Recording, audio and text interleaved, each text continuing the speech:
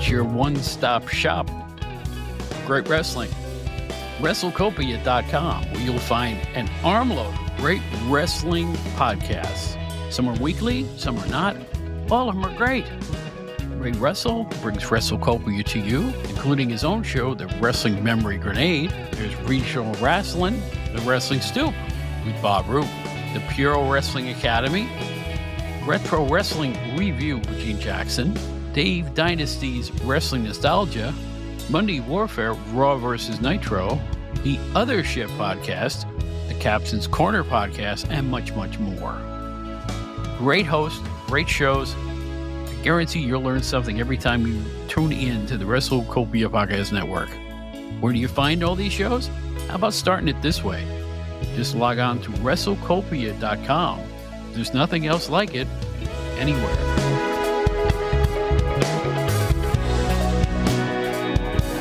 Hello, everybody, and welcome to the Outdated Wrestling Hour. My name is Bob Smith. You may remember me from my era with Pro Wrestling Illustrated magazine back in the 1980s and 90s. Welcome back to our podcast. We're going to break format a little bit this time. You notice there's no levity at the beginning because we have something serious to talk about to start our show. Last week, we got news that the Great Wojo, the former WWE World Champion, has passed away. As you all know, I am the biggest proponent of Bruiser Bedlam, period of Dick the Bruiser's promotion, booked by Dr. Jerry Graham Jr. with stars like Chris Carter and Scott Steiner and Calypso Jim and Mo Sherlock and Don Kent and Dr. Jerry Graham himself, El Bracero. Just go on down the list. And it had this peak period in the mid-'80s when the Great Wojo was champion that was so good, and I didn't know it at the time. I had no idea at the time. And neither did anybody else, apparently, because, they weren't in the wrestling magazines and you couldn't get any information on it. It was just crazy. But I will say this. Stuff's good. Stuff was really good. When Dr. Jerry Graham Jr. had the book, he was part of the people who trained the Great Wojo for the pros, as well as Scott Steiner. And there was magic happening there. They were drawing crowds and put on some very, very good shows. So I'm going to pay tribute to the Great Wojo with both Chris Carter and Dr. Jerry Graham Jr., Jerry Jaffe, I should say. And then after we do our little tribute section here, we are going to talk to our co-host, Joe Puccio. We're going to switch it around from what we usually do. We're going to do that second. And we're going to talk about the NWA. We saw the NWA card in Huntington, New York this past week. It was called NWA 77. You will be surprised what I have to say after things I've said in the past. So hang on. It's an all-wrestling show this time, a little tribute. Listen to our funky little tune, and we will be right back after a quick break with interviews in tribute to the Great Wojo. Stick with us. We'll be right back.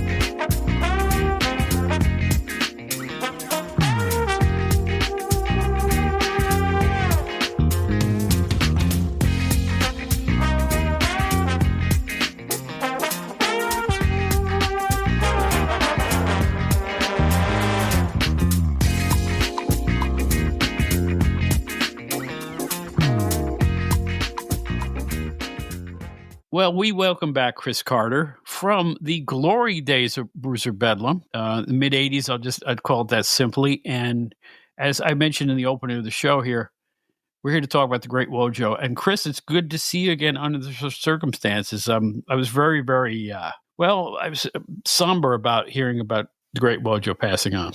That was an incredible day for me. It was such a shock because knowing Greg the way I knew him, I know a day or two before he was working with some youth and helping them with their wrestling for amateurs and trying to mentor them and get everybody heading in a good direction. He was very dedicated to things like that. There's a lot of things about wrestlers that people really don't know because they just see what we're doing and what we're projecting. That's very true. And you know what else is true about Wojo that people don't realize? He may be one of the greatest amateur wrestlers or collegiate wrestlers this country's ever produced. That is it's very, very, very true. And he received a gold medal from then President Jimmy Carter, but that in 1980 the United States boycotted the Olympics because of the aggression that Russia had in Afghanistan. And Wojo, he never really talked about that much, and he wasn't really that thrilled about it because he didn't earn it. He was that kind of guy. I mean, he had to earn it. Not only was he great, he was a NCAA champion. He had a 55-2 record as an amateur. That is absolutely unheard of in the world. I don't know how many people are doing anything like that today, but then to top it off, he was a great family man. He was so dedicated to his family, and it was an honor to hang around with him, go up and down the roads for 15 years with him and Dr. Jerry Graham. That had to have been really something else. And he was really something in regards to the way he looked as a professional. He looked like a guy you wouldn't want to mess with, very stern looking, rarely smiled. Even when he was, after a while, he became a good guy. But he just had this real tough look about him. But that wasn't him, was it? First off, how I would describe his look is rugged. Yeah, no kidding. And no, that was not him at all. But I'll tell you what, he was the toughest son of a gun I ever got in a wrestling ring with, because he beat the living crap out of me more than a few times, and it was an honor to take that beating.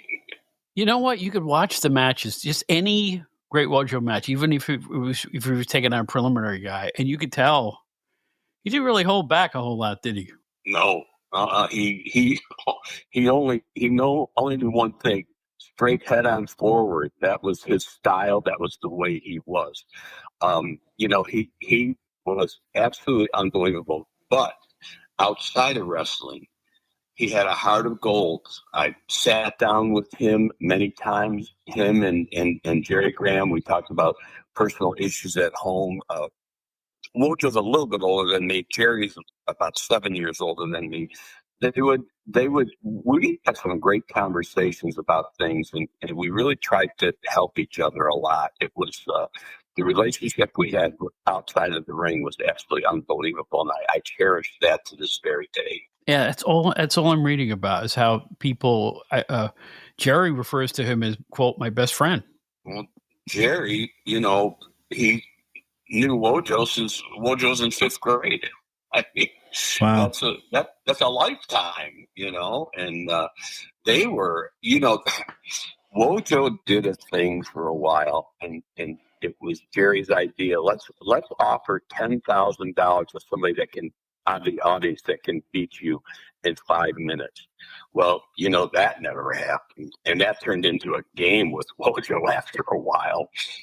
Jerry's like, "Okay, come on, beat him," and Wojo's just smiling because he wants to play with him some more, But that's the kind of guy he was. He was that tough where he could do that, and I don't ever recall seeing anybody that gave him a hard time in that ring in the amateur style of wrestling, even at our professional wrestling shows. Was there ever a situation, since he was a legitimate wrestler, that he would be taking on someone who maybe took a liberty with him or two, and then he would respond in kind with a receipt, perhaps?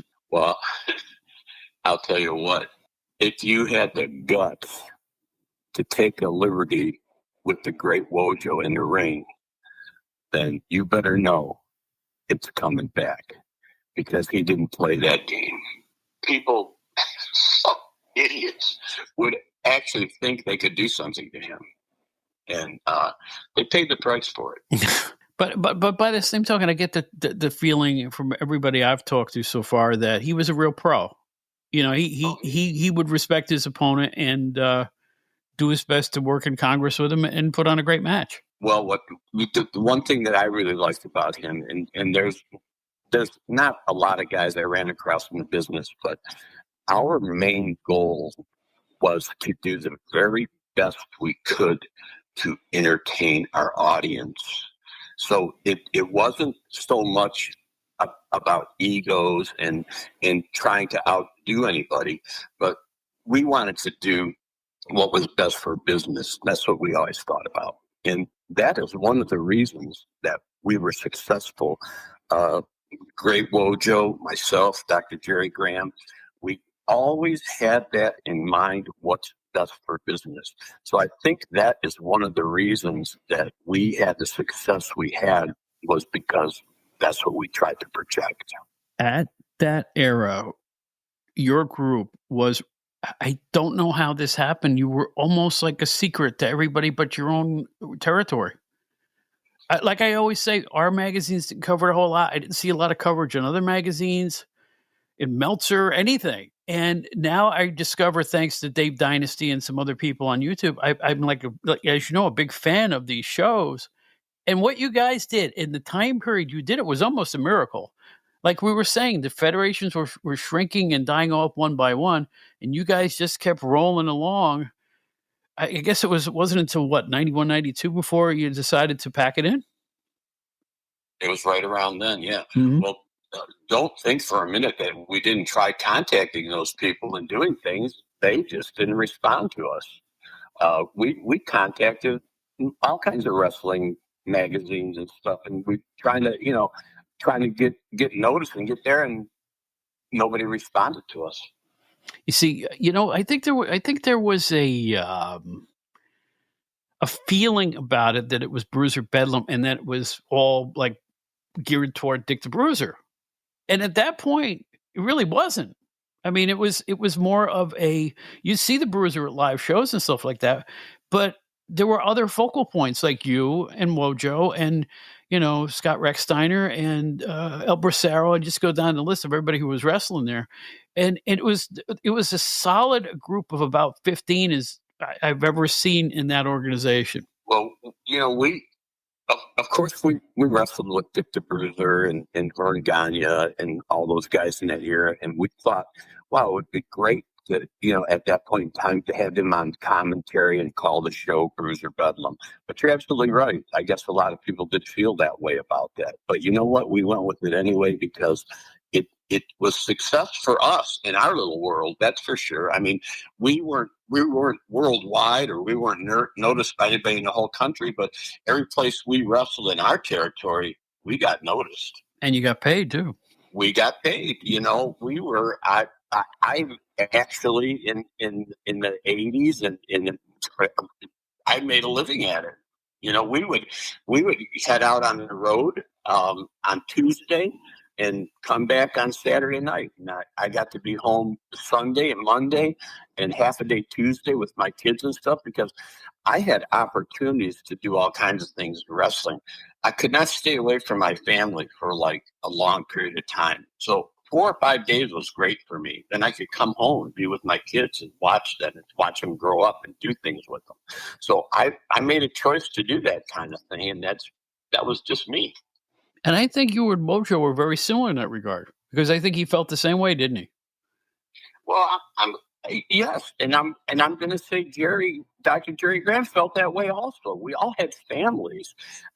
We all had other things going on in our lives, and but we had this unquenchable thirst for professional wrestling. So we were blessed enough to take that on ourselves and be behind that promotion and get to do those things that we wanted to do. You know how special that was? When I look back at that now and think about it, I'm like, man, how did that ever happen? We were so blessed because we had the best of all the worlds. You sure did. Now, looking back at Wojo, you worked with him, you worked against him. From the time he first got the championship there, I think that's really was a turning point for the organization. I think you'd probably agree with that. So my question is this: how do you rate him with all the wrestlers you've seen, not just in your own organization, but all the other organizations? How do you rank Wojo in terms of his talent? First off, I would like to say this, is that Greg Wojciechowski, the Great Wojo, he legitimized our championship. He legitimized our organization because of his background and because of who he is. Now, we offered more than one time for him to wrestle every champion in any other organization. He would come in without pay and do that to wrestle. Nobody wanted anything to do with him. And that was legit, wasn't it? Those challenges were real. I remember that. I remember seeing that on the show. Let me tell you something, Bob. That was legit. And I love that stuff because we didn't hear from nobody. We didn't hear from WWF. We didn't hear from NWA. We didn't hear from anybody anywhere.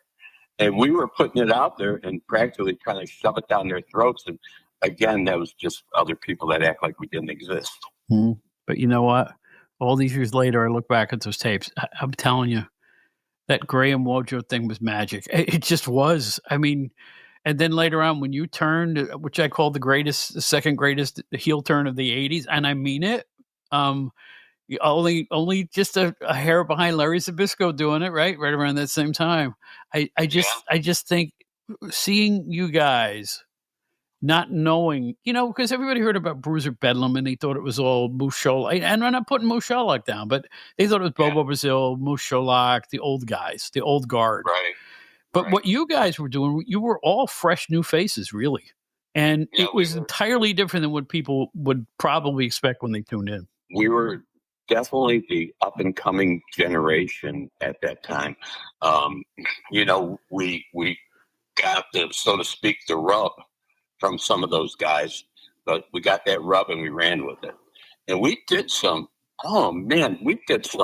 incredible things with that. Some of the houses we had were just out of this world. And I mean, I'm in the ring and I'm getting pelted with beer and cups and anything that they can pick up and throw at me. And so, there's a saying in wrestling, okay, real heat. I got real heat. There's no doubt about it. And Jerry Graham, Wojo, Don Kent, they all knew how to make that happen. And I was blessed enough to learn from them and still involved in professional wrestling today, 47 years after my first match, and giving information to people that I'm working with, doing things that are happening good for our promotion. Hey, keep that legacy going, right? There's a certain formula to wrestling, and it still works to this day. It's like, I don't know if Jerry said the movie The Karate Kid. Yeah. So at one point in time, Miyagi says, if done properly, no defense. That was our promotion. That makes sense, yeah. These are hard questions because we're all feeling the loss of Wojo right now. Was it a shock to you to hear the news? I was completely devastated. I burst into tears. I'm like, what? I couldn't believe it. I had to dig into it to find out that this was real. I guess I didn't want to believe it. It was just, it happened so fast and so sudden. And I didn't even know that he had a big health issue when he was 28 with his aorta, and it was fixed. And that was a miracle right there in itself. But yeah, when I found out, I was just, when I heard the word, first person I called was Jerry. That had to be a tough phone call to make. Yeah. I heard, it's so funny because I heard from an outside source, and I says, well, I'm going to call Jerry. Don't call him right now because of this. And I says, I'm calling him right now. I don't give a crap what you say. Yeah. Jerry was very happy to hear from me. I'm sure he was. But you know what? If there's one nice thing about this, all over the country and all over the world right now, I have read so many articles and so much press about his life that everybody's going to want to discover him now. You know what I'm saying? It's almost like he will be reborn through the miracle of videotape now because people want to see him work now. It's unbelievable, isn't it? You're getting that vibe too, right? Oh, are you kidding? The organization I'm working with right now, Championship International Wrestling, we have a very nice Facebook page, and our social media guy did a really nice thing on Greg Wojo. We had the most views of that presentation than anything we have ever done before. I mean, it was over 100,000. And in today's world, with our organization and how much competition out there, that was absolutely unbelievable. That's crazy. Yeah, that's humongous. Wow, it is. It just goes to show you, you know, the impact that Wojo had, not in the collegiate ranks, in the pros, and actually as a person too. It's gratifying. It's a hard time and it's a very sad time, but it's also, I don't know how to put it other than it's gratifying to see him getting his due. I agree with that. This will probably sound strange, but I wish that he would have been able to see how many people's hearts he touched in his life and what it meant to people, because like it would be, I guess he had no idea how many people he touched, and he touched a lot of people. Someone described him as someone who would give it all and expect nothing in return. Like, just, it was his way of doing things. He wasn't putting on airs. When he tried to help someone, he did it because he wanted to help you. And how many young wrestlers did he help? How many professionals did he help? I mean, just go down the list, down the line. His work with other people is as impressive as the work he's done for himself. This is going to really date myself when I say this, but this is a true statement that could be. He would give you the shirt off his back and not expect anything in return. He took a young Scott Recksteiner, who turned out to be Scott Steiner, and helped him to get in the business. He and Jerry Graham, and especially Wojo, because they were both collegiate wrestlers, and they formed a bond when they met. And that was something great that Wojo did. And that's just one guy. That's one guy. And I'll just state here, for those who don't know this, when I'll just call him Scott Steiner for now. When Scott Steiner beat Wojo for the WWA title, it was Scott's first match. Am I right? Pretty darn close. Yeah, it's close. Yeah. Yeah. Or his first TV match, I should say. Yeah. I mean, who does that? Yeah. That's unheard of. It goes back to what I said earlier. Our main focus was two things: what's best for business, and what's our vision. Right. Yeah. And Greg was with that all the way. Yeah. All the way. He was incredible. Well, he was absolutely incredible. All I know is this. I'll say it to you one more time. Getting to meet you and Jerry and relive those days when you guys were at your best, it's been a thrill for me. And to be able to talk to you a second time and go over and pay tribute to Wojo like this, I thank you for getting a hold of me to come up with this concept, because you know what? I really mean it. It's the best wrestling I've seen in decades. And thank you. Thank all of you. Coming from you, that means a lot to me, because I know how much professional wrestling you've been around and how much you've seen in your life. And to hear that, it was great. And when this happened, we did that thing a while ago.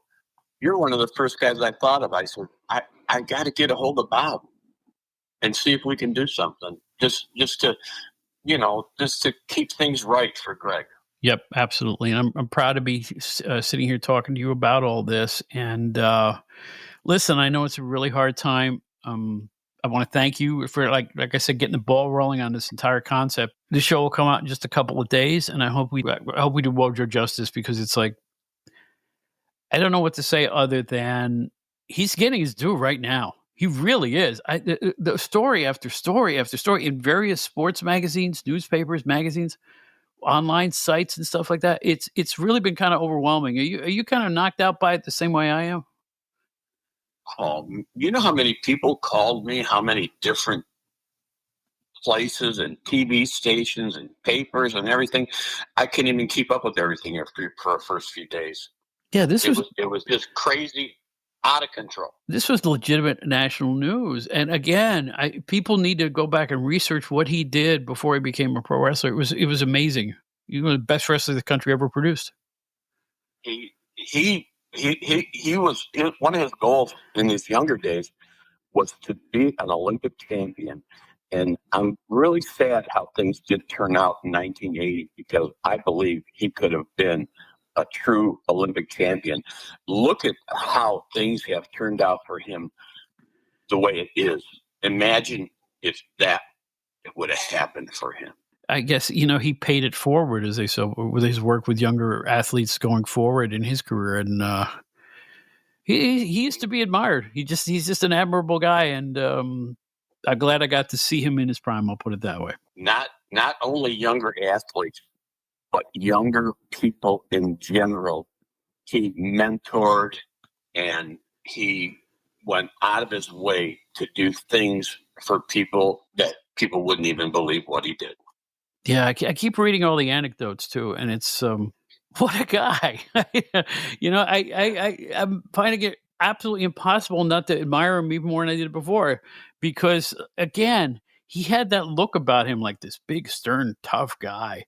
But inside, I think he cared about other people as much as anybody you'd ever meet. So looks can be deceiving, right? He was truly a great one. The Great Wojo. Yep. They named him right. I guess Jerry probably gave him that name, right? He sure did. Yeah. Jerry's a doggone genius, man. He really is. He is. He really is. I know Jerry almost getting close to 50 years, and I mean, we still communicate, we still laugh, and I'll tell you what, he keeps you on your toes, man. It's like, do you remember what happened in 1983 when we were in Indianapolis, Indiana? Yeah. I'm like, okay, slow down. You know what I like about him? Just like with Bobby Heenan, those guys weren't acting; that was them, right? What you saw on TV was kind of who he really was. I mean, he wasn't putting on airs or creating a character. That was a lot of the real Jerry Jaffe was in Dr. Graham Jr. That's for sure. Dr. Jerry Graham, you ain't kidding when you say that, man. I'm really old now, but what you see is what you got. Exactly true. And boy, is he underrated on the stick. Holy smokes. Yeah. There's another reason to watch those shows. Watch the wraparounds. Watch the introductions at the beginning of the shows with Terry Sullivan, the interviews. Watch Chris Carter join the show as a co-host and make you hate his guts. That's something else you were good at too. And it's a funny thing in the wrestling business. There's a right time for everything, and you have to feel that right time in your gut. And we all felt the right time in our gut for me to do what I did. Tremendous angle. Holy smokes. I don't want to telegraph it for the people who may not have seen it. I'll just say, go to Dave Dynasty or Nostalgic Dave Dynasty on YouTube and check out Bruiser Bedlam. All those great shows are there. A lot of them remastered too, and they look great. So you want to see those. But anyway, God bless the Great Wojo, and thank you, Chris Carter. Always a pleasure to see you, my friend. I hope this isn't the last time. I hope so either. And thank you, Bob, for doing this. I feel that we really did something nice for Greg.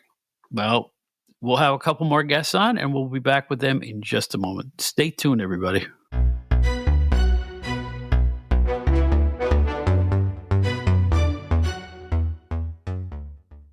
I wish it was under better circumstances, but we welcome back to our program one of the true geniuses of professional wrestling. And if you don't believe me, just ask him. Because if you ever heard the talk of Dr. Jerry Graham Jr. on the Bruiser Bedlam show, he knew how good he was. But you know what else? He was every bit as good as he said he was. Here he is, Dr. Jerry Graham Jr., Jerry Jaffe. Welcome back, my friend.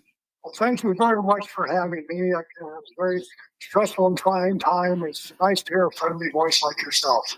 Well, I read on Facebook that you called the Great Wojo, quote, my best friend. And that really got to me. So, you know what? If you could give me just 2 or 3 minutes, explain how you got to know him, how you got to work with him, just to give me the cook's tour quickly about how you developed this amazing relationship you had. Well, I first met Wojo, believe it or not, in a grade school wrestling league at the YMCA. We made us friends for 63 years. We just kind of hoped each other. I was a little older than me, but I was still in grade school. It was funny because in the early days, we'd run into each other at wrestling meets or something, and he'd come up to me and say, "Hey, do you remember me? Do you remember me?" I said, "Sure, I remember you. How you doing?" Then he got to be a big man, a big star at UT, and I was going up to him and saying, "Hey, do you remember me? Do you remember me?" So the roles got completely flipped, but he became a big star. But it's still, we were always in communication, we were always together, and he went on with this fantastic amateur career. We don't need to get into that because most people that are interested know about already. But he came to me, he wanted to turn pro.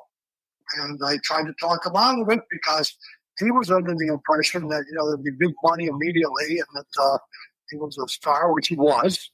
I said, it's all about who can draw, not who you are. And I can't promise you anything.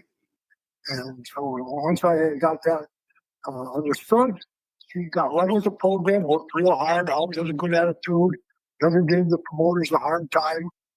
And as far as being a friend goes, there's so many instances that time will not allow. Like, you know what a friend is when you are in need, and a guy comes to you and says, "Let me help." That's the old saying: "A friend in need when you're in need is a friend indeed," and that was Wojo, always. Yes, I picked up on that from reading a lot of the articles that are about it. And it's also very gratifying to see, oh my gosh, the number of articles on the internet and in newspapers and all over the world, really, about the Great Wojo. I mean, I'm very gratified by that because, people forget what an amazing, amateur athlete he was.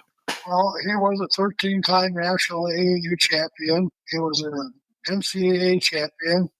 When he was a senior in high school, in 1968, he won his first national AAU championship. And the person that he beat, the college wrestler that he beat, was Bob Root. So he was on the alternate in the 68 Olympic team, 72 Olympic team, 76 Olympic team. When we finally got to 1980, they boycotted because of Russia and Afghanistan. And it was a devastating blow because he worked his whole life to be on the Olympic team. Yeah, that was a blow to a lot of athletes back then. But then he turned pro with you. And I must say, you think about the most intimidating looking pro wrestlers of all time. You think of Bruiser Brody. You think of, they're just standing there. You get the heebie-jeebies. I tell you what, the Great Wojo was really intimidating looking guy. Well, we were negotiating with Bruiser Brody, who was a good friend of mine, to come to wrestle Wojo through before he had his tragic murder in Puerto Rico. That would have been another, could have been. That would have been a great match, Wojo versus Brody. I think it would have been sensational, but we didn't get to do that. But I think Wojo, once again, I think the promoters missed the mark on him. He could have been a big asset to any of the major promotions. Maybe not the champion unless you flip the belt or something, get to somebody. But if you can imagine him going into any town, Baltimore, let's say, to wrestle, he was going to college first and work out with the wrestling team there and beat them all up. And then if he went to Baltimore and got beat by Hogan, that would have been street cred really big, and Wojo would have done that. He certainly would have. No tougher guy, and all the legendary things he did as an amateur athlete and in the pros. The 10-minute challenge matches with the fans, which still freak me out because it's like I still can't believe anybody would allow that to happen. But I tell you what, I bet he sold a lot of tickets doing that. Yeah, it was a funny story. If I had already told you could stop me, we were in Cleveland, and a guy named Burns, I think his name was. They may have the name wrong, but I know that he had been a national junior college champion heavyweight. And he came down and he wanted to challenge Wojo. And the promoter says, I'm not going to put up for $10,000. That was part of the deal. The promoter put up the money. Finally, we ended up having to do it because the promoters just didn't have it. But so for a while, the guy said, well, we're not going to let you have an opportunity. And Wojo's shaved head turned red. His face turned red. And he got right in Burns' face. He says, you're a really good amateur wrestler. You come down there trying to make a living. You come down there trying to make me look bad. So I'll tell you what, I'm putting up $10,000, and you get in the ring right now, and we're going to do it, and I'm going to hurt you. Because sometimes I don't, I'm just wrestling with them and not get too tough because I don't want to, they're not really good wrestlers. But you're going down, and Burns wouldn't get in the ring. He had Wojo so mad. Wojo, he told me later he's thinking about his wife and his kids, and he does this to feed his family. And this guy's trying to screw him up. I mean, it's kind of a cheap shot. I mean, it was there. Granted, it was there for anybody. But this guy should have known better. You know what I'm saying? Than to come down and try to pull stuff like that. But when he told us Wojo was really mad, his excuse was he thought he was going to be on the mat. He didn't know he was going to be in the ring. That was his excuse. Wow. Thinking about Wojo, I was talking to Chris Carter just a few minutes ago, and Chris told me that Wojo just was a very intelligent man and was a real team player. For instance, when you brought like Scott Recksteiner into the fold, and people remember that famous match where Scott beat Wojo for the World WWA Championship, and it's like,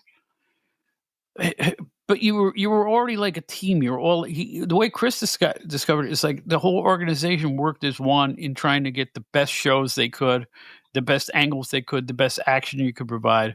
And that match, I think, was a perfect example of what you guys were trying to do. In theater, it's called an ensemble cast. And I did get criticized by some people for beating Wojo on television, might unknown. But the money we drew afterwards, we used an angle that I believe we've talked about in the past. Martino Angelo, the man who started me, told me, as he says, get a babyface to beat the heel for the belt, and keep scheduling rematches and have the babyface use heel finishes. Have him screw the heel, and people will love it. And that's just what we did with Wojo. You always have just about have his belt back, and Steiner would do the heel hold and win the match. And it just was perfect because the guy was getting what he deserved as far as the fans was concerned. He'd been screwing with people all these many months as champion and beating guys like Dick the Bruiser and Luke Stolak and Bobo Brazil and Calypso Jim with tactics that were less than legitimate, and that's happening to him. It's like karma, retribution, and it worked. We did a lot of business with Wojo Steiner. Just wouldn't have happened if Wojo wouldn't have put him over. True. And I'll tell you something else. I'm thinking back, you had two unbelievable once-in-a-lifetime talents working with you with Wojo and Steiner. It was when I think about it, it's pretty incredible when you come to think about it. I mean, those are two world-class athletes, and at the same time, both still young, still in their primes. I don't know what to say other than it's incredible. And we had Wojo work with Tommy Rich and the Iron Sheik, too. We brought in talent. I mean, people weren't shortchanged when it came to Bruiser Bedlam show. We would, guys would be let go by these big promotions and would catch them. And we would have, of course, the Leon Spinks deal. So we brought in names and talent, and we started a lot of guys too, but like I said, the whole thing was the ensemble cast. We were there, and I stressed that, and I did as many jobs as anybody else. I was the booker. But I read about some of these guys that would come in on the condition not to put anybody over. you said it best. If nobody loses, and the fans lose. Right. And I'll tell you what, you know, I read somewhere where you called Wojo your best friend. And I know this is a very, very hard time for everybody involved. And I just want to thank you for talking about him now, because I know how hard this is, and it's hard for all of us. I never even met the guy. And when I got the news of his death, I wrote on Facebook, I said, this one really hurts, because it does. He was an anchor for your promotion. He was one of the great amateur wrestlers that country has ever produced. He was really one of a kind. Yes. Well, he would take such an interest in his students, where he taught at school in a lower income neighborhood. There was at-risk kids. He would do everything he can to set them straight and go to their house, talk with them. A lot of times there would be a single mom, but if there was parents, he took a real interest in these kids. And there's some kids I think he put on the right path that might not have made the right path had not been for Wojo. This man was a true hero, a true never got the credit he deserved. And I want to thank you, Bob, for taking the opportunity. I may not have been at my best today because I'm still a little shook up, but I'm very grateful that you took the time to do this bit about Wojo, because he really deserved it. Well, I'm not a showbiz guy. I will say that this was all Chris Carter's idea. So thank Chris for this, because the fact that you folks would come to me is an absolute honor for me. And it's my pleasure to present you and your feelings about Wojo. And it's all well-deserved, and he will be sorely missed. I know that much. Yes, he will. And thanks again for talking to me. I appreciate it, really. Well, no problem at all. And hey, let's give it a little time and come back and talk to us again. Well, it would be our pleasure to do that. Well, I can never stop talking. I can go on these shows, podcasts, lunch out for 3 hours anytime. So anytime you want to talk wrestling with Dr. Jerry, you just set up an appointment, so I'll be sure I'm home, and I'll be waiting for your call. There you go, fans. Ladies and gentlemen, it's Jerry Jaffe. You know him better as Dr. Jerry Graham Jr., a legend in the wrestling business. Thanks again, Jerry. I can't thank you enough. Thank you, Bob. Same to you. We'll see you.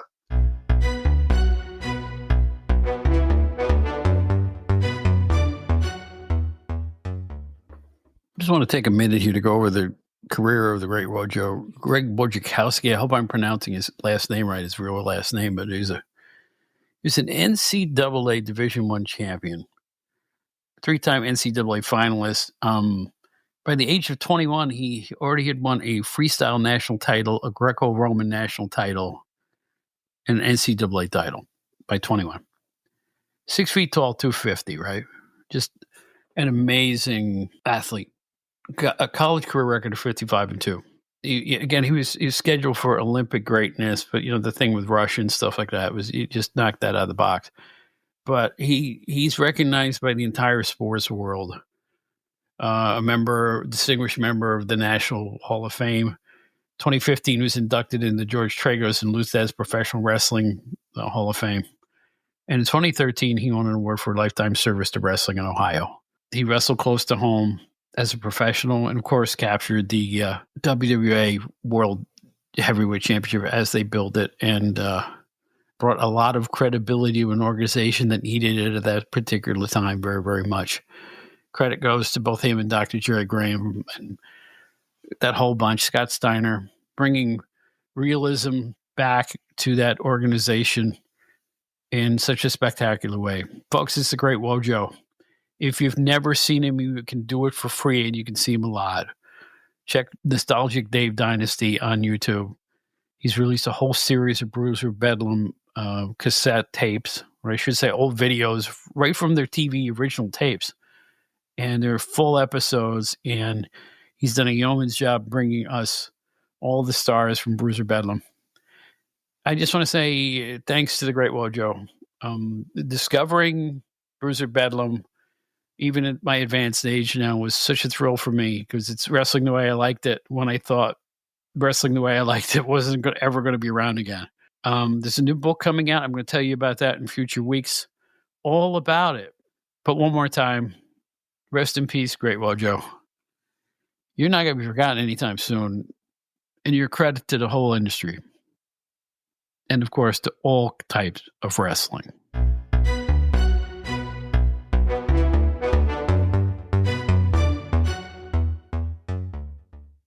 Well, welcome to part 2 of our show.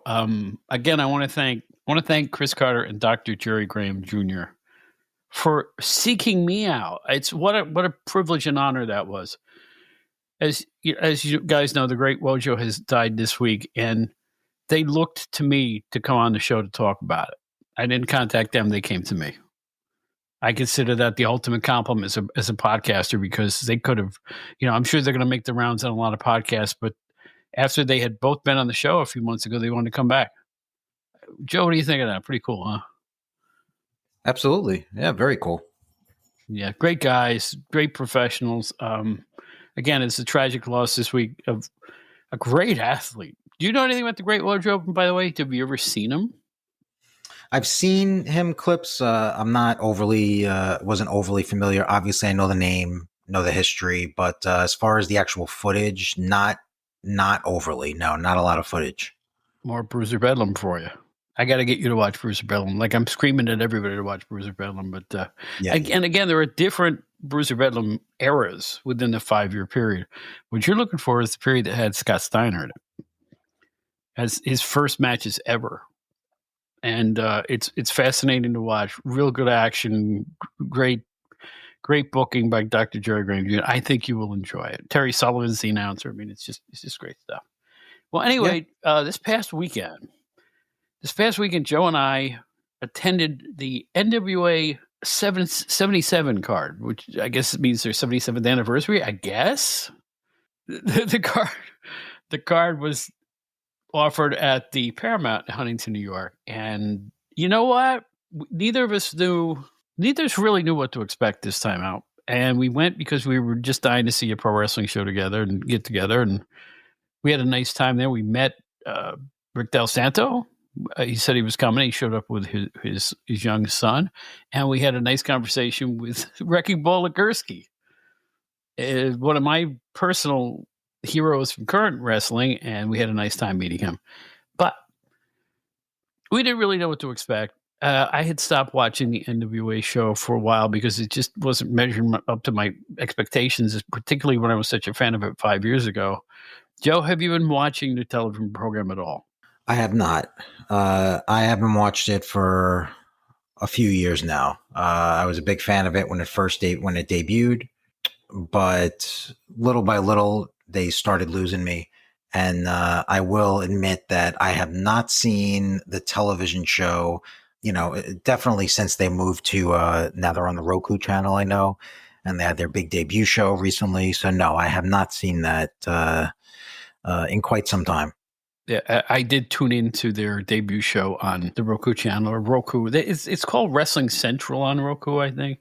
Yeah. But I think all they show on it is NWA and NWA reruns. I haven't seen anything else on it, but we'll get back to that in a minute. But we both were big fans when they started, and when they had Eli Drake and Mr. Kennedy and all those other great wrestlers they had in the beginning.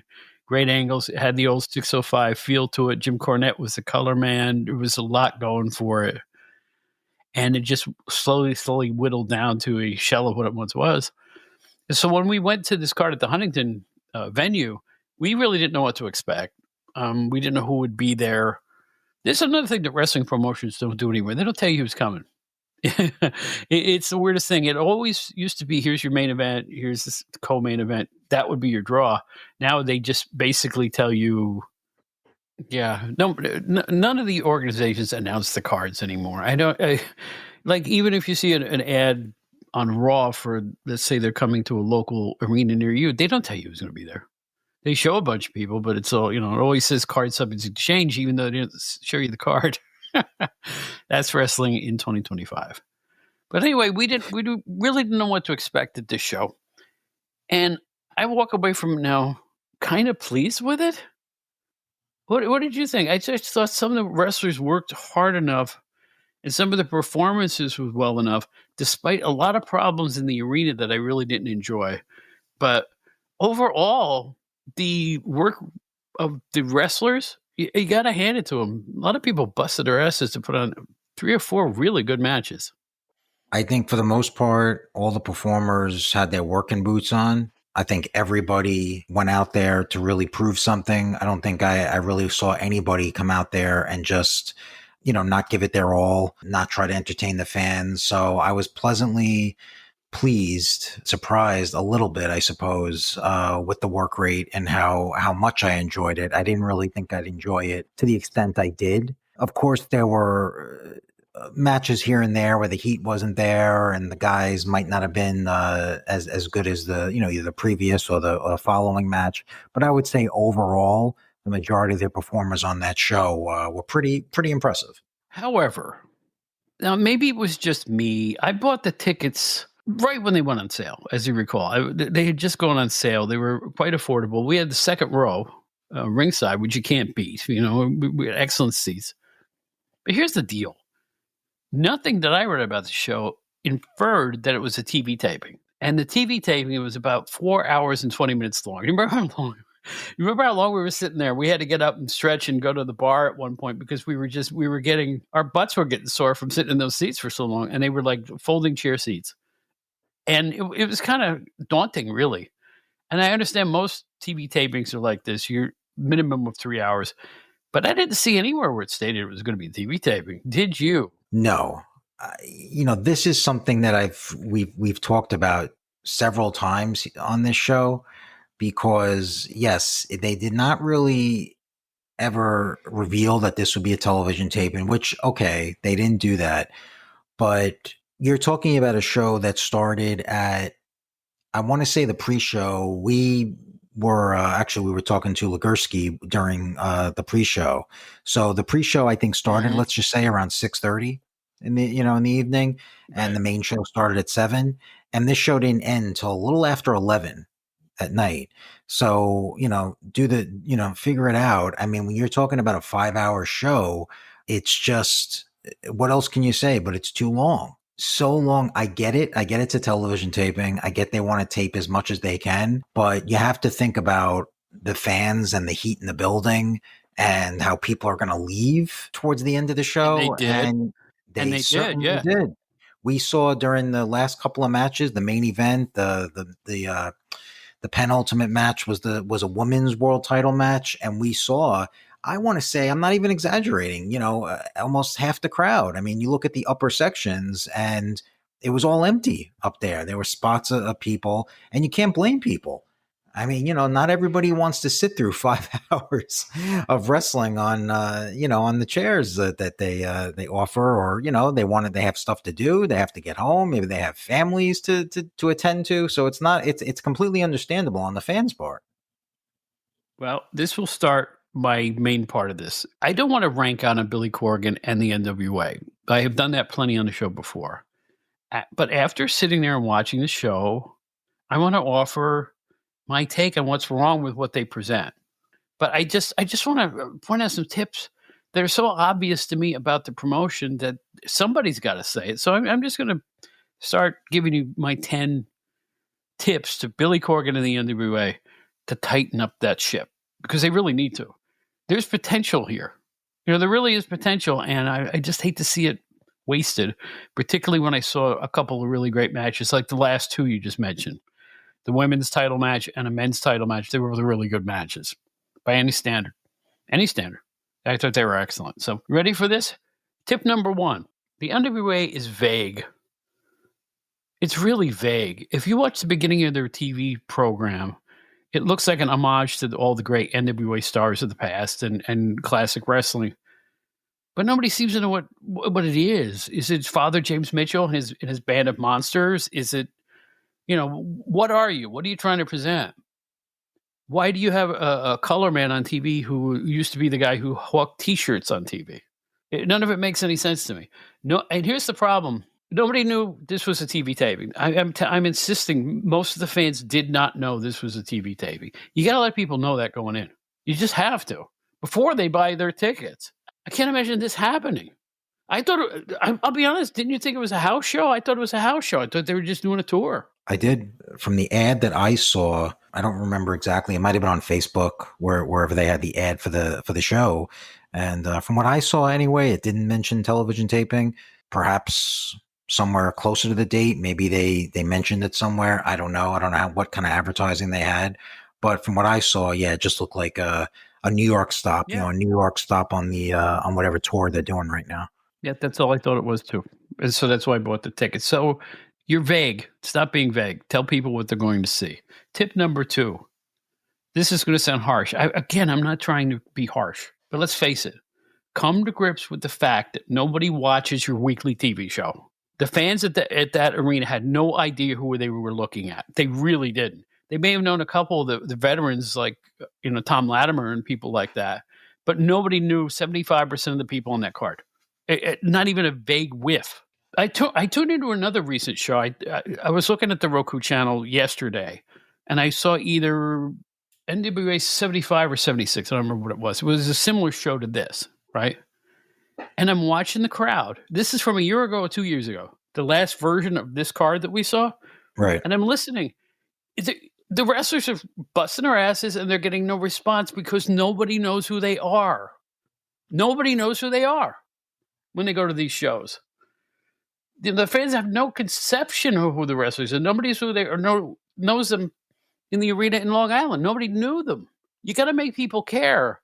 You can't do it like a little package. There were video screens there. You couldn't do a little package explaining who they were or do an interview. Remember how they used to do interviews at ringside?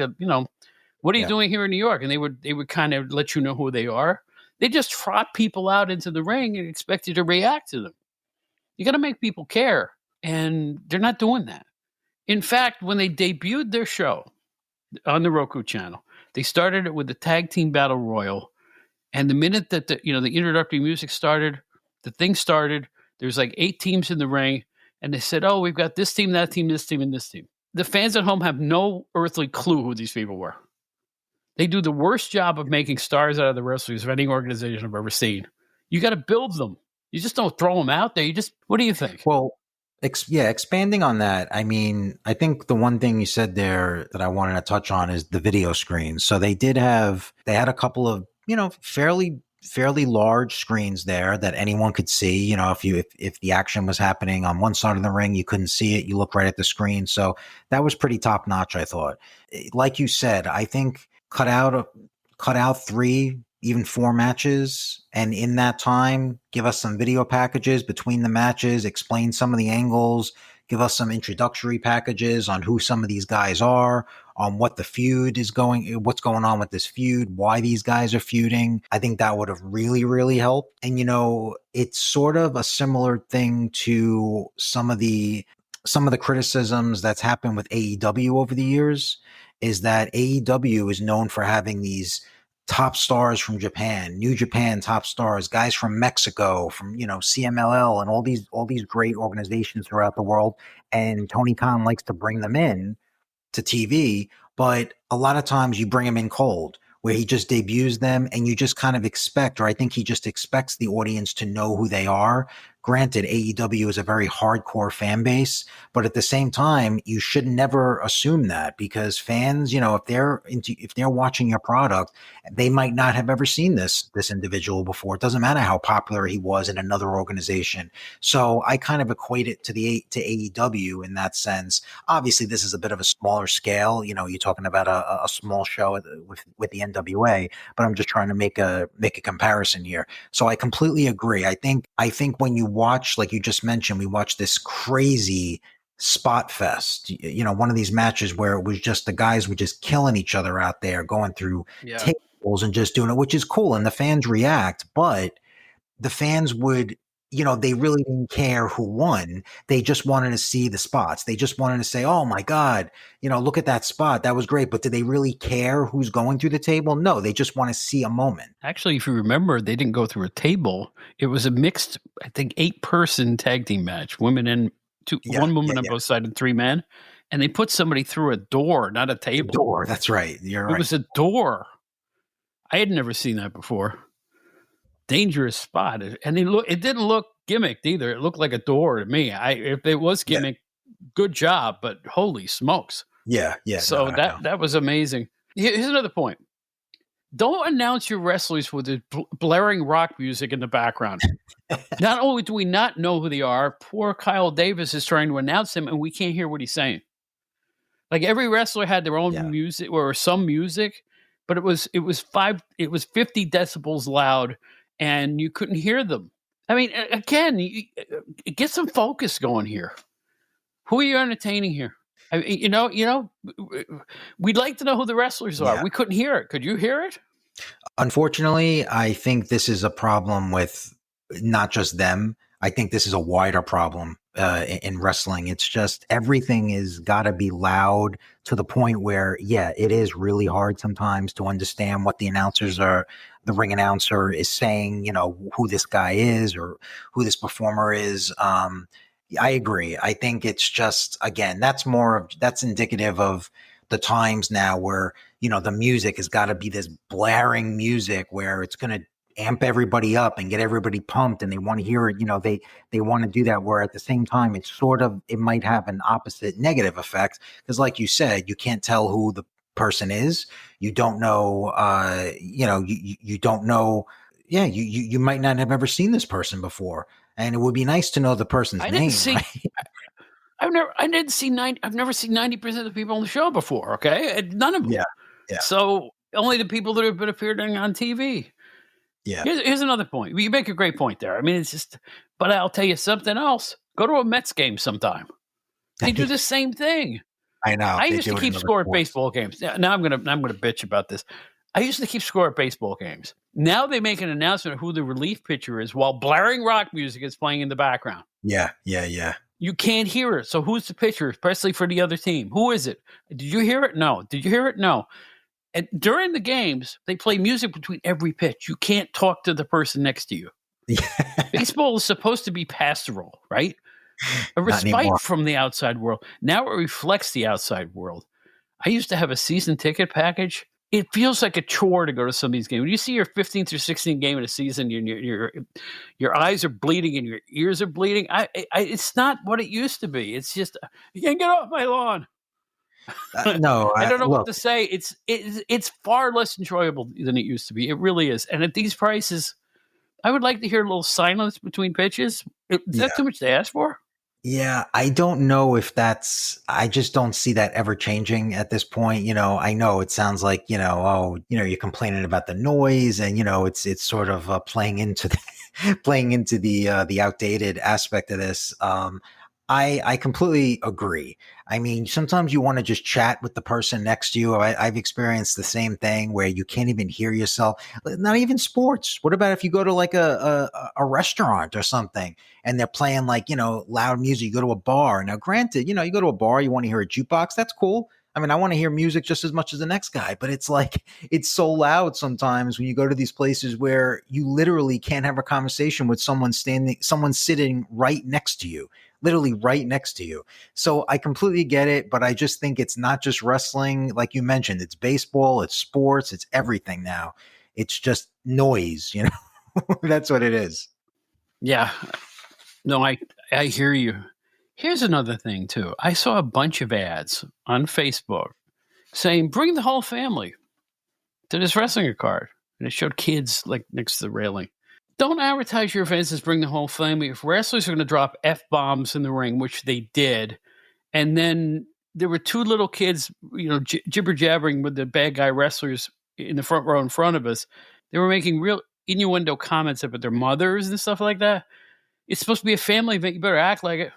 Agreed. I think, I know there are a lot of indie shows that are family friendly, and they do advertise it that way. I don't know. Again, I haven't been to too many indie shows in the last few years, but the ones that I used to go to, they pretty much held to that standard. If they say they're family friendly, they're going to do more of a family friendly show where kids could come and there's not going to be any cursing. There's going to be more kid friendly gimmicks and things like that. This one, I was a little surprised at that, because I know they were advertising it as more of a family type show, and it wasn't over the top as far as language or anything like that, but certainly there were a few instances where I was a little surprised. Well, not only that, I just saw an ad today on social media that says, bring the family, bring the kids to see wrestling. And I heard F-bombs in the main event. And like I said, that cowboy tag team, which was, by the way, god-awful. The cowboy tag team was turning around and yelling at the kids some kind of unsavory stuff. You got to follow through. Yeah. You got to follow through. Don't say one thing and have it be something else. And I'm not saying it was anything dirty or bad language during the show. The only blood was hardway blood in the show. A couple guys got cut on their backs or, but nothing really, unsavory happened. But do what you say you're going to do. If you're advertising like that, the kids in front of us must have been, 10, 11 years old or something like that? Follow through on that. Now, here's another one. Cut it out with the so-called national expansion of the NWA. It's a joke. Please, nobody's buying it. The NWA Chicago champion, the NWA Texas champion, the NWA Mid-Americas champion, et cetera, et cetera, et cetera. First of all, we brought all these territories in the NWA. No, you didn't. You go to a promotion that's got one small venue in a state. That's not a territory. It's not a territory. The NWA Chicago champion, the little pudgy guy comes running. Come on now. And again, why are we supposed to care? We've never seen them before. It boggles my mind how wrong-headed it all is. It's just, if your promotion that you're, from the NWA is located at a gas station in Mudville, it's not a territory. Yeah. You cannot bring the territories back. It's over. You are a territory, NWA. That's a territory. Right. If they have a few regular venues they run, like in Atlanta and stuff like that, you've got a territory. The fans know good from bad. They saw a couple of these so-called champions from other organizations. They didn't even look right. I mean, that was some kind of a gauntlet match or something, and it was confusing, and I couldn't figure out how to win it. And we also saw another match which was like a battle royal type of thing, but guys were getting eliminated both by pinfall and by being, hitting the ring floor. So I didn't know what the rules were. Everything confused me in that regard. The title thing and the belt thing, I mean, yes, that's something as well that I don't know. We might have spoken about this before, but just on this show alone, and this goes for every wrestling promotion now, it's like, why are there so many freaking belts? I mean, I have it pulled up here, the list of matches that were on this show, and the amount, the NWA, so-called NWA belts that were on this show, the NWA World Junior Heavyweight Championship, NWA World Tag Team Championship, NWA World Television Championship. Then there was the NWA World Junior Heavyweight Championship. There was the NWA Women's Television Champion, NWA National Heavyweight Champion, NWA National Women's Championship, World Tag Team Championship, Heavyweight Champion. So you're looking at least 6, 7, 8 different belts being defended on this show. And then you're dragging in regional championships, right? Yeah, then the regional. It's like, at what point does this become ridiculous? Like you said, I mean, it's just enough with the belts. Fans don't need to see belts to get invested in the action. We don't need it. We just need to see good stories, good wrestling. Have you ever gone on Facebook and you see an ad for a local card somewhere, and it's Joe Dayjob is holding up his World Heavyweight Championship and come to Pete's Saloon in Bumfuck. Yeah. And here's our world. Even the end is all you see when you look at any ad for wrestling is belts, belts, belts. Please. I mean, it's juvenile. Who's buying this? You know what? If you work in a let's say a coffee shop, and Biff comes in every day and has a mocha, and then you see Biff down the road on a poster with his World Heavyweight Championship, you ain't buying it. It's not. I mean, it's just so silly at this point. Yeah. Oh, who are you impressing? I mean, seriously. Well, it says right there he's a World Heavyweight Champion. Well, of what? Pizza Hut? I mean, I don't get it. Right. Ready for another tip for Billy Corgan? Go for it. This has nothing to do with the show. Get a real veteran wrestling color commentator, please. Please. In the history of this TV show, they've had in that spot Jim Cornette, Dave Marquez, Velvet Sky, Austin Idol, Tim Storm, and Wayne Barrett. And now you have the guy who sells the T-shirts. You need a credible in-ring presence to explain wrestling, and it sounds like a couple fans are calling the action. And even when Corgan gets on the mic sometimes on his own show, he'll get in the third chair, and it just hype. Billy Corgan, hype. This is important. This is big. This is a big announcement. And it never is. And we're going from the Roku channel to a Campbell soup can with a string on it. I don't know what to make out of what he's trying to accomplish here.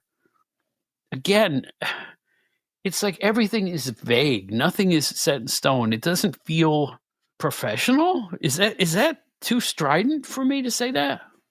Yeah, I can't say I'm overly familiar with that color commentator that they have, that I guess they've had for quite a while now. But Danny Deals. There we go. Okay, yeah, I mean, too thoroughly, but I will say that their past commentators and commentating teams were pretty good. I mean, they had some quality guys. I mean, Tim Storm in that booth, I always was a fan of. I always thought he did a really, really solid job when it was him doing the color along with, I think it was him and Velvet Sky for a while doing the color on those shows. So, I mean, yeah, it was good. I mean, I don't know. Or who they do bring in now? I did notice a few times we were looking over and I saw they had Austin Idol there. I think he went and sat down at the booth because I know he came out as a manager for a couple of the guys. He came out.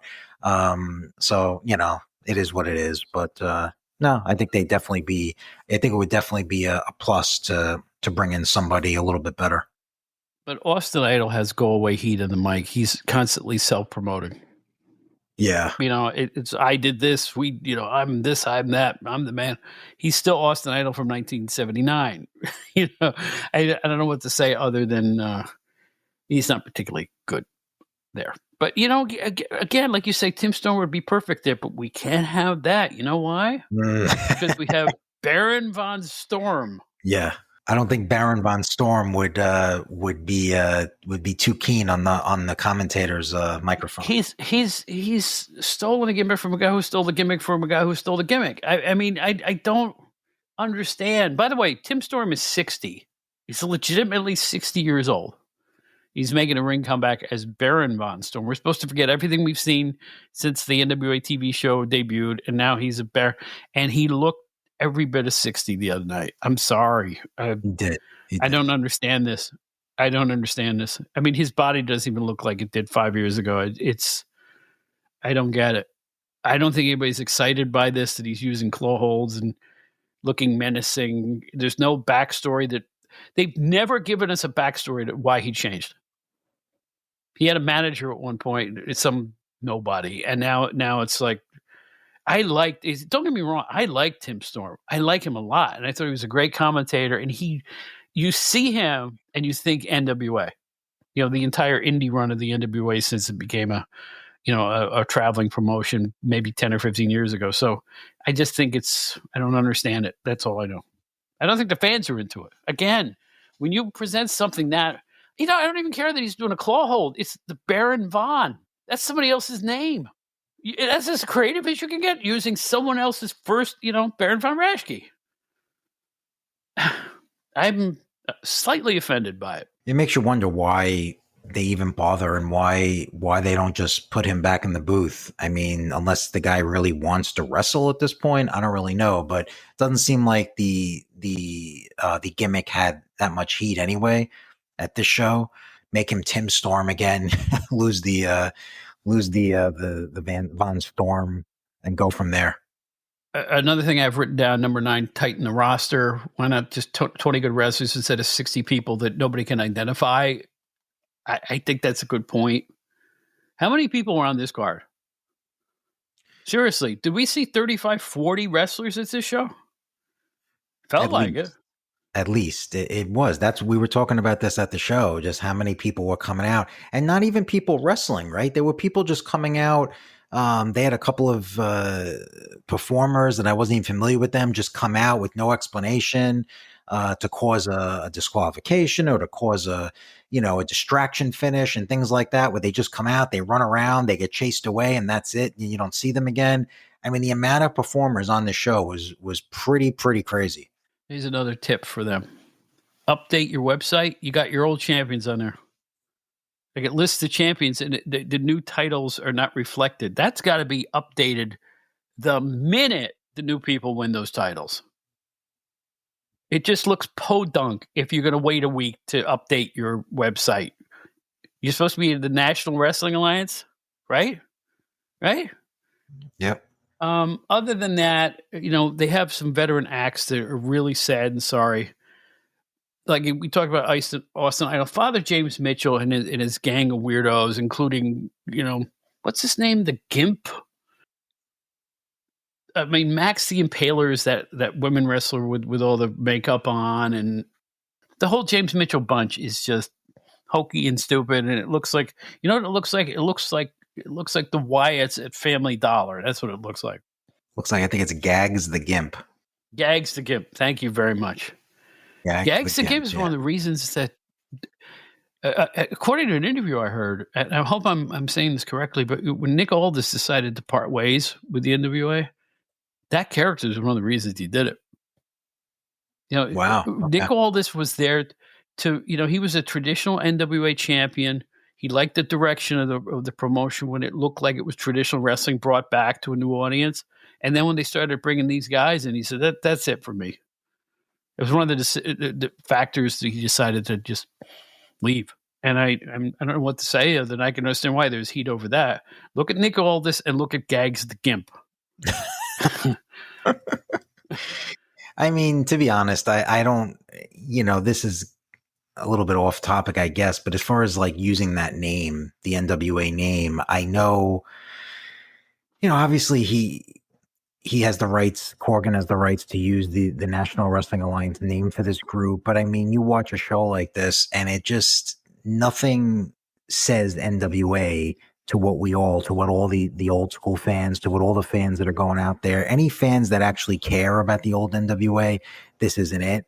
So I don't know. To me, I get the name value, but I feel like they would have been much better served for Corgan to just come out with a brand new name for a group, because there's nothing about this that's really the NWA at this point.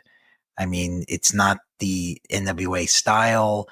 It's just, more of just it's your basic independent promotion with different styles, with your spot fests and with your brawls and things like that. So where is this really NWA the way we know it? So that's kind of, I think that's sort of an issue as well, and to call something like this, the NWA 77th anniversary show is kind of funny. This is the NWA's 77th anniversary, a show with Gags the Gimp. I mean, is it really?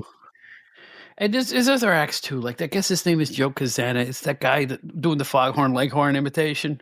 I mean, oh, that guy, yeah. It's never getting over. And they supposedly the tag team makes music or a band or something. It's never getting over. It's really bad. I mean, I didn't want to be negative here, but you know what? Yeah, and you should be glad you didn't, okay? Because it's like, I don't know what to say other than it's worse than it sounds.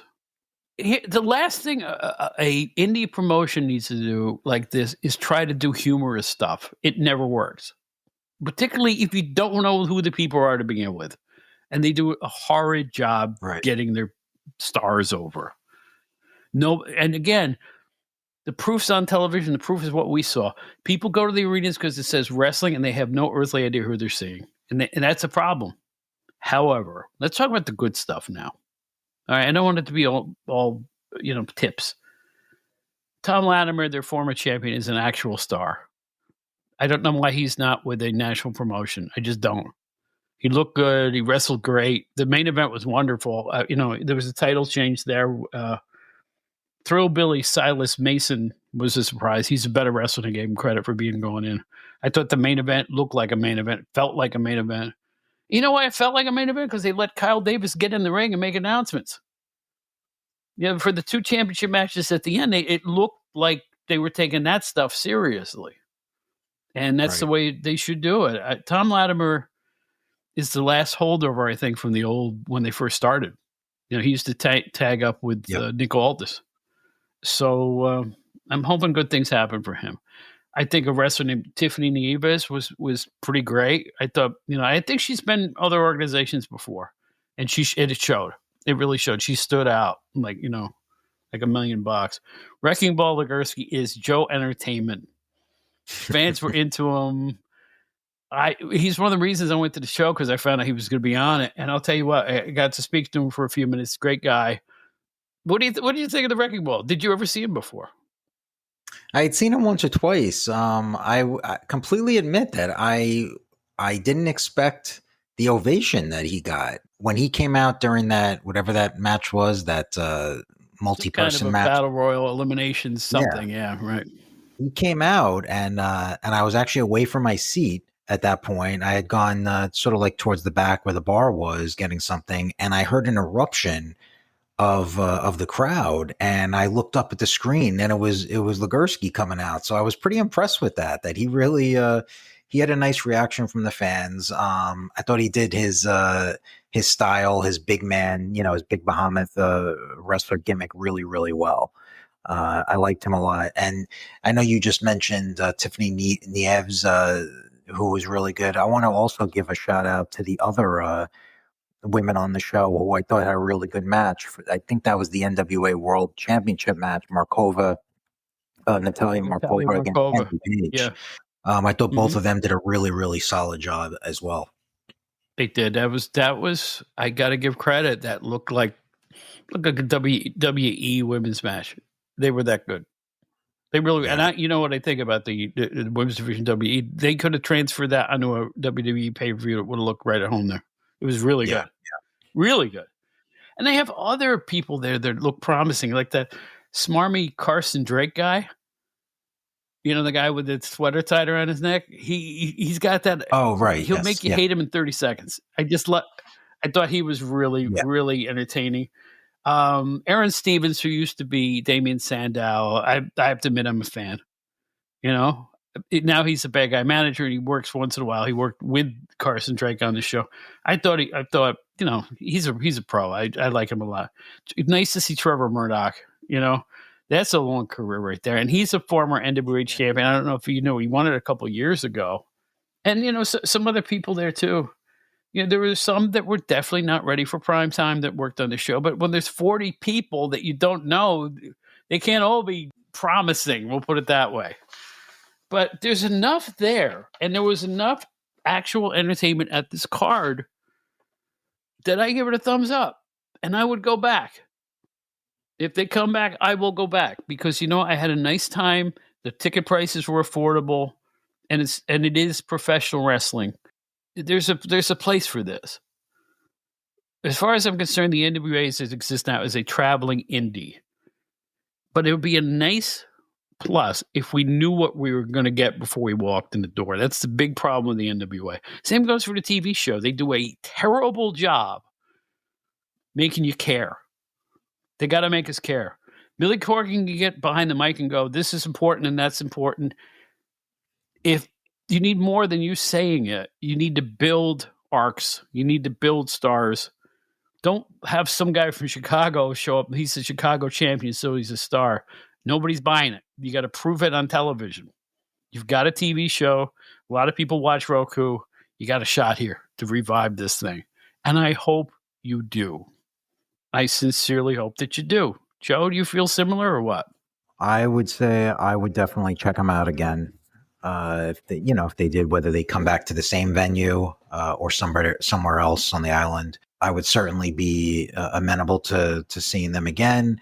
I also think it's important to support these organizations. Again, I know a lot of times we talk about the bad or the things we don't like. And of course it's going to be like that for any promotion. And yes, there are a lot of things they need to improve on, but like you said, I mean, a lot of it was really, really good. I mean, a lot of it you were invested in, a lot of it was entertaining. They do have a lot of good performers on these shows. And I think it deserves, another look, but it would be great if Corgan can just sort of look into improving the product a little. I don't think we're alone with these complaints. It would be great if he could act on these things and he can improve it.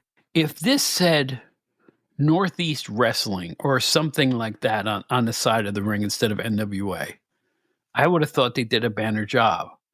But this is the National Wrestling Alliance. That name means something. That's Ric Flair and Harley Race and Dusty Rhodes and the Road Warriors and the Andersons, and you just go down the list, where the Wyndhams and everybody else. Tully and Arn, just go down the list. National Wrestling Alliance, one of the greatest companies in the history, and it's passed through several hands in recent years. That's a lot to live up to, and I understand it will be hard to live up to it. And I wonder if the passage of time with today's fans, if it means anything at all. Think about that. It's been a long time since the NWA was a thing, when it turned into WCW. How many years ago was that? 30 at this point? Yeah. I think that maybe the panache of that once major organization doesn't mean anything anymore. It is the passage of time. Yeah, no, of course. I'm sure it doesn't really. The younger fans probably don't care, or it doesn't make a difference to them what the promotion is called. If you're watching the NWA and you're a young fan that never watched them growing up, why would it matter to them? But I mean, for fans that do have that historic knowledge, for fans that are a little bit older, for fans that have been watching for many years, obviously to them it does matter. And I feel like Billy Corgan does have a sense of history. I know he's an old school wrestling fan. So I feel like he would be receptive to changes or things like that. But yeah, I hear what you're saying. I mean, look, it's 2025. Like you just said, I mean, when was the NWA really the NWA that we remember it last? I mean, it was the mid to late 80s when they switched over to WCW. Something like that, yeah. So that's as much as I hate to admit it, it's a very long time. Yeah. And again, here's the deal too. Remember the roster they had when they first debuted on YouTube? Remember that roster? I think it would be a better idea to invest. He must be paying a lot of people money. Why not invest in less people that are better and then more people and just hope that something sticks out? Forget the attempts at comedy. Forget the embarrassing things that have happened in the past, like the cocaine spot on the pay-per-view. And how do you pronounce that pay-per-view? They're doing this again. It's pronounced Saw-Win. It looks like Sam Hain when you spell it. It's the name of the pay-per-view where right. The exciting James Mitchell did the cocaine spot and all that stuff. Can that crap. We just, come on, guys. Present a card of hard-hitting wrestling. Do a better job building the personalities and the stars. Again, if the NWA was medicine, it would be a generic. It'd be in the generic next to the Bear Aspirin, because it's like everything is generic. Generic big men, generic this, generic that. Nobody knows who they are. You got to make us care. Make us care, please. Make us care about what you're doing. It'd be a lot of fun. The potential's still there. It's a shame they have to work from being really great to trying to regain a sense of that. But the problem is, in interviews that I read with Corgan, he doesn't see it that way. He got a lot of flack for having Tyrus as world champion and stuff like that. I don't think he sees it the way a lot of other people do. And that's why he's flaked off his original audience. Why would you erode that? Yeah. People were crazy about that original incarnation of the NWA. They really were. I know you were. Everybody I knew of our age, that's the problem, man. Doggone it. I forgot about that. They don't care about us. There you go. Marketers don't care about us, Joe. The only marketer that cares about us is Tom Carvel, and he's dead. Yeah. I'm serious. I have see this gray right here. I'm pointing at my beard. See this gray? I'm disqualified. I'm outdated, my friend. I want realism in wrestling. No, you don't. You want what you want? You want You want Travis Scott. That's what you want. Because we're telling you want Travis Scott. That's what you want. You want a bad guy, John Cena. That's what you want. Hey, Pops, come here. Look over there. There's a poster at Dusty Rhodes. Now sit down and shut up. I honestly think that's how they look at it. Fans of our age now. You know, I actually saw Peter Maivia in the ring. Do you know that? I saw Elio Apollo. There you go. Jack, I saw Pedro Morales when he had the strap. I saw the Valiant Brothers, the original two. Who am I impressing? Nobody involved in today's wrestling. None of them. You know, again, we just have to accept that time passes on, and it's a different audience. It's even when some of these old timers, it's funny when they bring them back on some of these, major shows, whether it's WWE, AEW, or whatever. Sometimes I'm kind of surprised, like they bring back someone who I consider like fairly a major name from back then. And, the reaction is kind of tepid, like a lukewarm reaction. The people are just polite, you give the clap and everything. And I'm thinking like, oh man, wow. Like sort of like when WWE had those Saturday nights main events last year, and they would bring back the legends. They were sitting in the crowd and they would announce them. I mean, some of them got a reaction, but then there were a few that they just kind of announced, and you get the feeling that a lot of the fans around there are just like, who? Like, okay, yeah, great. That's the way it is. I'm getting more depressed the more you talk. I am really feeling my age right now. I'm feeling my age. As soon as you're done with this, go get some Carvel and it'll make it all better. Carvel. I want a brown bonnet. Sir, are you sure? I mean, a lot of sugar in that. Hand me the damn thing.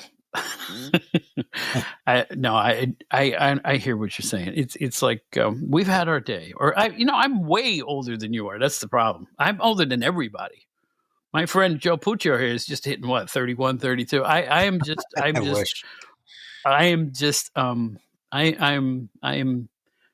so past my prime. I can't order from Amazon. Boom, boom. There you go. It's like I'm all used up, man. I'm having a little health problem these days, and it's like, oh gosh, I wouldn't have had this when I was 25. I don't know what to say. We talked with Wrecking Ball Legursky for a while. That was kind of a thrill. Big man, huh? Holy smokes! Yeah, you can say that. Big guy, but I think he's still got a big future. I think a bigger promoter is going to look at him one of these days. But he's the king of the indies right now. Mm-hmm. He's working every night. He's all over the place. Uh-huh. If you look at his Facebook, he's working somewhere every night. Well, I discovered he was in a tag team in the NBA called the Fixers with another big man. Okay. And I just said Wrecking Ball Legursky. What a name. Mm-hmm. He's the new Butcher for Sean. Right. Smack into you, boom, down you go and go. You raise the fist and all. He's got the old school mentality. He obviously watched reams of tape. Because, that's an old visage. It's an old style. And I really enjoy watching him work. Plus, every time he slams somebody, the whole ring moves up a foot. So it's like, right. It's immensely entertaining. It's immensely entertaining. And you know what else is entertaining? Generation X Wire, the entertainment website with a difference. Joe, what's going on over there? So Generation X Wire, we've had a few weeks where we haven't had a lot of new content, but we do have the review of the new Naked Gun movie that will be up shortly. So that's something everyone should check out.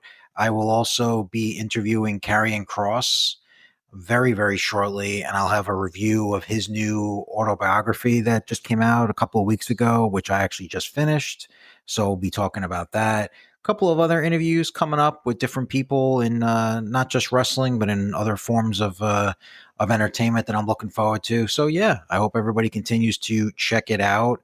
And again, this is a different show. I'm gonna do a wrap up here because this is a different show because this segment usually would come on first, but because of the Great Wojo, I'm going to run this last. So the Outdated Entertainment Hour and the Outdated Wrestling Hour are productions of Bob Smith Podcasts. Write to us. outdatedwrestling@gmail.com. Our website, outdatedwrestlinghour.buzzsprout.com. You can listen to all of our shows at the drop of a hat. They're all listed right there, free of charge. You just hit a button and listen to all the shows. You can also find out about the Outdated Wrestling Hour fan club. I want you to come to one of our fan club meetings, Joe, because for a nominal fee, you can help perpetuate both of these podcasts. And they're a great bunch of wrestling fans. And sometime in the month of August here, I'm trying to schedule a Zoom-style meeting where we all just talk. And I award these guys a couple of prizes. And it's we have a good time. So I'm announcing it here. Look for your email boxes, fan club members, and we will have a short Zoom-style meeting. Given my health crisis right now, it will probably be on the short side, but I'm definitely going to get it done within the month of August. I guess that's it. Joe, thank you. Thank you, Bob. And in the words of Ringo Starr, I say this to sign off every time. It's the first time I've done it with Joe sitting here. You're probably going to laugh at me, but I'm a big fan of Ringo, and at the end of all his concerts, he does the V sign from the 60s with his fingers and says, "Peace and love, brothers and sisters. Peace and love."